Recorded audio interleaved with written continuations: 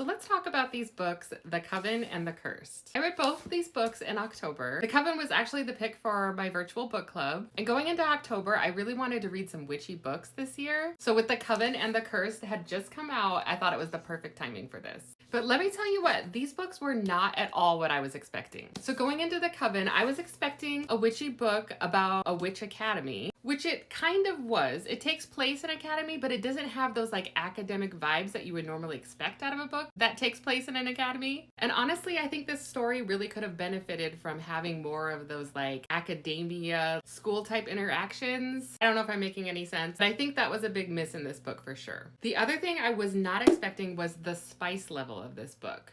I mean, I kind of assumed there would be some spice, but this was definitely much more spicy than I was expecting, and a little darker than I was expecting too.